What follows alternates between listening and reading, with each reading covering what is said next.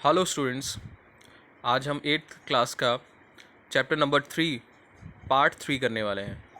इससे पहले हमने ऑनलाइन क्लासेस में भी डिस्कस कर लिया था इससे पहले वाले टॉपिक्स इंडिगो के बारे में। देखो, जिस बच्चों ने वो क्लासेस नहीं लगाई हो, मैं दोबारा से बता दूं, इंडिगो एक क्रॉप हुआ करती थी जो कि एक कलर क्रॉप थी, जो कि जो ईस्ट इंडिया कंपनी है वो उगाया करती थी इंडिया में लार्ज स्केल में, और इंडिया उसका बहुत लार्जेस्ट प्रोड्यूसर था। एक टाइम पे सबसे ज़्यादा इंपोर्ट हुआ करती थी indigo crop to European nations. ठीक है, तो यहाँ तक आपको पता होना चाहिए कि इंडिगो एक कलर क्रॉप थी, और ये कैसी कलर क्रॉप थी? ब्लू कलर होता था इससे। ठीक है, ब्लू कलर निकलता था जो कि डाई के काम आता था अलग अलग जगहों पे। ठीक है, चाहे आपने कपड़ों में यूज़ करना है, प्रिंटिंग के लिए यूज़ करना है, या किसी भी चीज़ के लिए, तो इंडिगो यूज़ हुआ करता था। तो इसकी डिमांड जो थी, ये एक नेचुरल प्रोड्यूस था, और इसकी जो डिमांड थी वो पूरे यूरोप में बहुत ज़्यादा थी। तो इंडिया इसका लार्जेस्ट प्रोड्यूसर हुआ करता था, और जो ईस्ट इंडिया कंपनी है वो इसको यहाँ पर बहुत लार्ज स्केल में फोर्सफुली भी लोगों से उगवाया करती थी। मतलब ये एक ऐसी क्रॉप थी जिसको चाहे कोई पसंद करे या ना करे उगाना, लेकिन उनको फोर्स किया जाता था कि आपने इंडिगो उगाना है, और उगा के उसके बाद हमें सेल करना है, या हम उनको ले लेंगे और इसको ट्रांसपोर्ट कर देंगे, इंपोर्ट कर देंगे, और सॉरी एक्सपोर्ट कर देंगे यूरोपियन नेशंस में। ठीक है, अब ये जो क्रॉप थी, क्योंकि ये एक बहुत ही डिमांडिंग क्रॉप थी, ठीक है, इस वजह से इसमें पैसा बहुत मिलता था ईस्ट इंडिया कंपनी को, तो इसीलिए इसके ऊपर ज़्यादा फोकस हुआ करता था। अब प्रॉब्लम कहाँ पे आई कि ये जो क्रॉप थी ना, इसका कुछ सरकमस्टांसेस भी थे, मतलब इसके कुछ डिसएडवांटेज भी थे, जिसकी वजह से ना जो लोग हैं इसको नहीं करना चाहते थे। डिसएडवांटेज किस तरीके से कि ये जो है फर्टिलिटी लूज़ कर देता था, सॉइल की जो फर्टिलिटी है ये उसको लूज़ कर देता था, बहुत कम हो जाती, अनफर्टाइल हो जाती थी, फिर कुछ टाइम में बंजर होने की कगार पे आ जाती थी, क्योंकि इसमें न्यूट्रिशन जो है वो लार्ज स्केल में सॉइल के अंदर से लेता था। ठीक है, इंडिगो क्रॉप। तो इस वजह से काफ़ी ज़्यादा जो प्लांटर्स थे वो परेशान थे, प्लीजेंट थे, फार्मर्स थे परेशान थे, इस जो ये फोर्सफुली इनको इंडिगो ग्रो करनी पड़ती थी। ठीक है, तो इसके लिए इन्होंने कई सारे रिबल भी करे, जिसके बारे में अब हम पढ़ेंगे। In March 1859, thousands of Ryots in Bengal refused to grow indigo.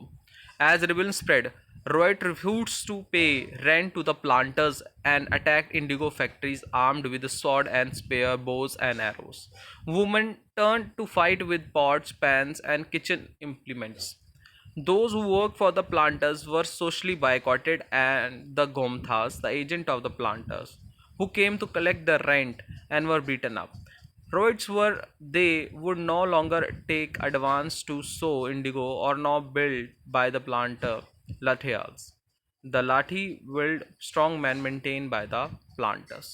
अब यहाँ पर जो जब हम बात कर रहे हैं मार्च की 1859 की, यहाँ पर जो भी बंगाल में इंडिगो थे, लोग ग्रो कर रहे थे, उसको रिफ्यूज़ कर दिया गया था, मना कर दिया गया कि हम नहीं करेंगे। अब प्लांटर्स वो लोग थे जो उगा रहे थे। ठीक है, अब मतलब सॉरी, प्लांटर्स वो लोग थे जो कि मतलब वहाँ पर उनसे उगवा रहे थे। ठीक है, लेकिन जो लोग वहाँ पर काम कर रहे थे, जो रॉयट्स थे, ठीक है, वहाँ पर जो काम कर रहे थे, उन्होंने एक तरीके से विद्रोह कर दिया। ठीक है, लड़ाई कर ली उनसे। ठीक है, उनके लोगों को मारा। ठीक है, इसमें वुमेंस ने भी बहुत हेल्प करी, वुमेंस ने भी उनका पूरा साथ दिया मेंस का, और अपने चाहे किचन के कोई इक्विपमेंट्स हो उनको लेकर उनके ऊपर हमला करा। ठीक है, इसके बाद जो लोग उनको फेवर करते थे, प्लांटर्स को, ईस्ट इंडिया कंपनी के लोगों को फेवर करते थे, उनको सोशली बाइकआउट करा। मतलब उनका ये कह दिया गया कि अब वो उनका साथ नहीं देंगे, किसी भी उसमें साथ नहीं देंगे। अब जो रॉयट्स से उन्होंने सीधी बात बोल दी थी कि अब हम कोई भी इंडिगो क्रॉप ग्रो नहीं करेंगे। ठीक है, चाहे उनके ऊपर कितना भी प्रेशर हो, वो उसके विद्रोह करेंगे, उसके खिलाफ लड़ाई लड़ेंगे। ठीक है, why did the indigo peasants decided that they would no longer remain silent? What gave them the power to rebel? Clearly, the indigo system was intensely oppressive, but those who oppress do not always rise up in the rebel. They do so only at a times. मतलब यहाँ पर question arise होता है, उन्होंने ऐसा क्यों सोचा, क्यों करा? देखो, हर एक चीज़ की एक सीमा होती है। ठीक है। हर एक चीज़ की एक सहन शक्ति होती है, हर एक चीज़, मतलब हमें कोई भी चीज़ को हम एक लिमिट तक ही सहन कर सकते हैं। तो उनकी वो सहन शक्ति जो थी वो ख़त्म हो चुकी थी। ठीक है। सेकेंडली थिंग, अब क्या हो गया था, उनको बहुत ही ज़्यादा मतलब नीचा दिखाया जाता था। उनको बिल्कुल ही ऐसा सोचा जाता था कि भाई इनसे किसी तरह बस काम निकालने के लिए है ये, और कोई बेनिफिट नहीं दिए जाते थे। तो कई लोग जो उनका विरोध भी कर रहे थे, वो भी इसमें साथ नहीं थे। ज़रूरी नहीं कि वो भी इस रेबल में साथ थे। लोग विरोध ज़रूर कर रहे थे, लेकिन किसी ने साथ दिया, किसी ने साथ नहीं दिया। लेकिन फिर भी ये रेबल ईस्ट इंडिया कंपनी तक पहुंचा। ठीक है। और उनको पता लगा कि लोग अब विद्रोह करना स्टार्ट हो चुके हैं। In 1859, the Indigorites felt that they had to support the local jamidars and village headmen in the rebel against the planters.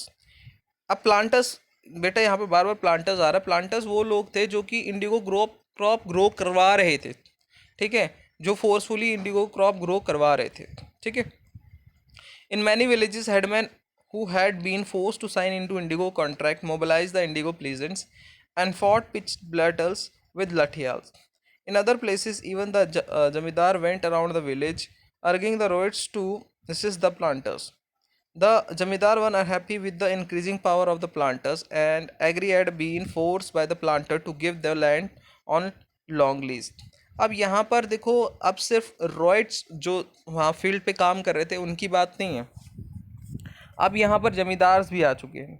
जमींदारों का भी उन्होंने साथ लिया और उन्होंने कहा कि अगर वो विलेज हेडमैन्स और जो जमींदार उनका साथ देंगे तो वो इस चीज़ से ओवरकम कर सकते हैं। क्योंकि जो प्लांटर्स आ चुके थे उनकी वजह से कहीं ना कहीं जो ज़मींदार की पावर थी ना, वो भी थोड़ी कम हो गई थी। जैसे कि हमने पहले पढ़ा कि ज़मींदार पहले पावरफुल थे, फिर बाद में ज़मींदार को हटा दिया गया एक तरीके से। ठीक है। और ये जो सिस्टम है वो आगे जाके प्लांटर्स के हाथ में आ गया, मतलब पावर जो है वो ट्रांसफ़र हो रही थी। तो इस चीज़ में फिर ज़मींदार जो है वो भी राइट्स के जो लोग हैं उनके साथ काम करने लगे या उनके साथ सपोर्ट करने लगे। Wait a minute. The Indigo peasant also imagined that British government would support them in their struggle against the planters. After the revolt of 1857, the British government was particularly worried about the possibilities of another popular rebel. When the news, wait a minute.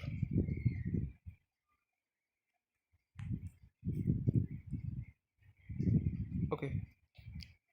When the news spread of simmering revolt in Indigo district, the Lieutenant Governor toured the region in the winter of 1859. The Roids saw that tour as a sign of a government sympathy for the plight.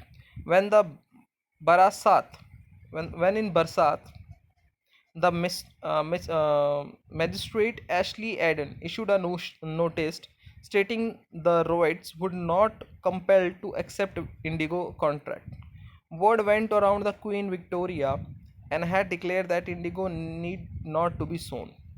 Eden was trying to be placate the pleasant and control an explosive situations, but this action was read as support for the rebel. अब यहाँ पर क्या changes आए, जो riots थे या जमींदार थे उन्होंने सोचा कि इसमें कंपनी को भी उनको हेल्प करनी चाहिए, ईस्ट इंडिया कंपनी को, क्योंकि जो प्लांटर्स थे वो इनडायरेक्टली काम तो ईस्ट इंडिया कंपनी के ही अंडर कर रहे थे, प्रॉफिट के लिए कर रहे थे। ठीक है। लेकिन उन्होंने सोचा कि वो उनकी मदद करेंगे और ये बात हुई भी, क्योंकि जब एक विरोध 1857 में, क्योंकि 1857 का रिवॉल्ट जो था वो बहुत ही ज़्यादा ख़तरनाक था, पूरे देश में बहुत ही ज़्यादा एक एग्रेसिव था, जो कि एक चुनौती दे चुका था ब्रिटिश एम्पायर को। तो उनको एक चीज़ समझ आ चुकी थी, अगर हमने कहीं ना कहीं इनका सोल्यूशन नहीं निकाला तो वो चीज़ें इधर बंगाल में भी बहुत ज़्यादा आग की तरह फैलेगी, और जो ये लोग हैं ये भी हमारा अपोज कर देंगे और हमारा राज जो है इंडिया में वो चला जाएगा। और 1857 में कंडीशंस ऐसी हो चुकी थी कि जो ब्रिटिशर्स थे उनको पता लग चुका था कि लोग जो हैं अब वो उनसे खुश नहीं हैं और वो कभी भी विद्रोह कर सकते हैं। तो ये जो प्रॉब्लम थी ना, इसकी वजह से उन्होंने क्या करा, जो सिस्टम था उनका, जो प्लांटर्स थे उनसे जो भी उनसे टैक्सेस वगैरह लिया जा रहा था या फोर्सफुली उनको बोला जा रहा था कि आप ये काम करो, वो उनको मना कर दिया गया कि आप फ्री हैं, आपको कोई भी फोर्स नहीं करा जाएगा। अब इससे क्या हुआ कि वो जो विद्रोह था वो थोड़ा सा कम हो चुका था, क्योंकि उनको भी एक बात समझ आ चुकी थी कि वो इतने ज़्यादा विद्रोह नहीं सहन कर सकते। As the rebellion spread, the intellectuals from the Calcutta rushed to the Indigo districts. They wrote of the miseries of Riots, the tyranny of the planters, and the horrors of the Indigo system.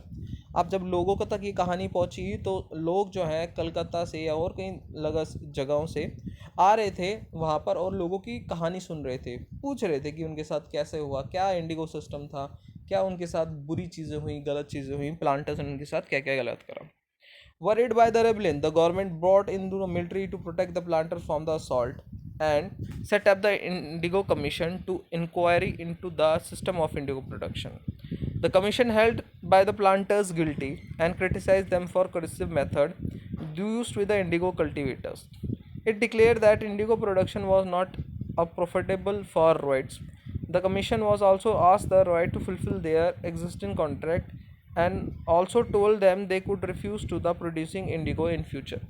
अब देखो यहाँ पर, अब British जो empire था या British जो rule था यहाँ पर, ईस्ट इंडिया कंपनी थी, अब वो आगे लाइन पे, ठीक है। उन्होंने क्या करा, धीरे धीरे जो भी उनकी एक प्रॉब्लम्स थी उनको सुनने के लिए एक कमेटी बना दी, ठीक है, कमीशन बनाई, जिसमें उन्होंने पाया कि हाँ प्लांटर्स ने उनके साथ बहुत गलत करा और जो रॉयट्स थे उनको कोई बेनिफिट नहीं मिला ये पूरा इंडिगो कल्टीवेशन से।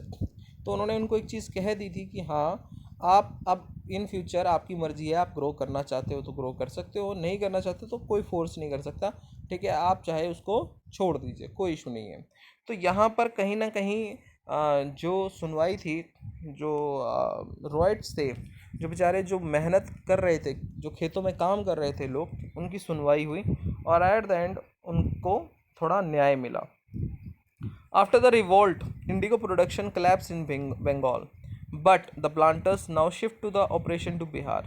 With the discovery of synthetic dyes in the late 19th century, their business was severely affected, but they managed to expand the production. When Mahatma Gandhi returned from the South Africa, a peasant from Bihar persuaded him to visit Champaran and see the plight of the indigo cultivator there. Mahatma Gandhi visited in 1917, marked the beginning of the Champaran movement against the indigo planters. अब यहाँ पर ये chapter ज़रूर ख़त्म हो रहा है, लेकिन यहाँ पर एक और नई शुरुआत हो रही है, ठीक है, नए एक पार्ट बन रहा है हिस्ट्री का, एक नया पार्ट क्रिएट हो चुका है। जैसे कि हमने देखा कि बंगाल की बात हो रही थी, इंडिगो प्लांटर्स को वहाँ न्याय मिल चुका था, लेकिन जो वहाँ के इंडिगो रॉयट्स को वहाँ पर न्याय मिल चुका था, लेकिन अब क्या हुआ, अब वहाँ पर जो भी प्लांटर्स थे वो मूव हो गए बिहार में, बंगाल से सीधा बिहार में मूव हो गए। अब उन्होंने वही सिस्टम बिहार में लागू करना स्टार्ट करा। बिहार के लोगों के साथ भी उन्होंने वैसे ही करा जैसे बंगाल के लोगों के साथ चल रहा था। तो यहाँ पर एक बहुत बड़ा चेंज आया। वहाँ के जो भी रॉयट्स थे उन्होंने अप्रोच करा महात्मा गांधी जी को, जो कि साउथ अफ्रीका से उन्होंने वापसी करी थी। तो वहाँ पर उन्होंने विज़िट करा और वहाँ की जो कंडीशन थी, लोग थे, उनको समझा, चंपारण बिहार में, और चंपारण मूवमेंट जो था वहाँ से स्टार्ट हुआ। और ये जो चीज़ थी ये एक बहुत ही ज़्यादा बड़ी चीज़ थी, मतलब लोगों के लिए, जो वहाँ के लोग थे उनके लिए एक बहुत बड़ा मूवमेंट था।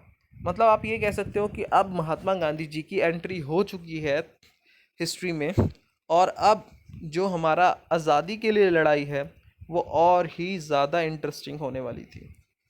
ओके, यहाँ पर ये चैप्टर ख़त्म हो चुका है, लेकिन हम ये ज़रूर पढ़ेंगे elsewhere, Indigo making in the West Indies. अब हम बात करने वाले हैं इंडिगो की कि वेस्ट इंडीज़ में किस तरीके से वहाँ पर काम कर रहे थे लोग। In early 18th century, a French missionary, Jean Baptiste Labat, traveled to the Caribbean island and wrote extensively about the region. अब यहाँ पर एक 18th century में एक पर्सन आए जिनका नाम जीन था, उन्होंने ट्रैवल करा था कैरेबियन आइलैंड में और इस रीजन के बारे में लिखा। क्या लिखा? Publish in one of the books his images shows all the stages of the indigo production in the French slave plantation of the region. You can see the slave workers putting the indigo in the settlers' vat on the left. Another worker is churning the liquid with the mechanical churner in a vat. Two workers at the are crying the indigo pulp. Oh, sorry, carrying the indigo pulp hung in the bags are dried. The forehand two others are mixing the indigo pulp to be put in the molds. The planters is at the center of the picture, standing on the high ground supervising the slave workers. अब यहाँ पर जो ये picture है ना, ये picture काफ़ी ज़्यादा मतलब हाईलाइटेड है। यहाँ पर देखो आप, जो भी ये ब्लैक ब्लैक से दिख रहे हैं, ठीक है, ये ब्लैक ब्लैक जो है वहाँ के नेटिव्स हैं, मतलब वहाँ के लोग हैं वेस्ट इंडीज़ के। जो ये वाइट पर्सन है ये यहाँ का, इनको देख रहा है कि ये किस तरीके से काम कर रहे हैं, ठीक है। ये देखो, ये पल्प को लेके जा रहा है इंडिगो क्रॉप्स को, यहाँ पर इंडिगो क्रॉप्स का पल्प निकाला जा रहा है, ठीक है। तो मतलब ये प्रोसेस दिखाया हुआ है कि सिर्फ इंडिया ही नहीं, अदर कंट्रीज़ में भी जहाँ ब्रिटिशर्स का रूल था वहाँ पर भी कहीं ना कहीं जो स्लेवरी थी वो बहुत ही ज़्यादा मतलब हाई लेवल पे वहाँ पर लोग कर रहे थे प्रैक्टिस, ठीक है। So that's all with the chapter. अगर किसी को कोई क्वेरीज है तो वो मुझे बाद में मैसेज वगैरह कर सकता है। Here we end the chapter. Thank you.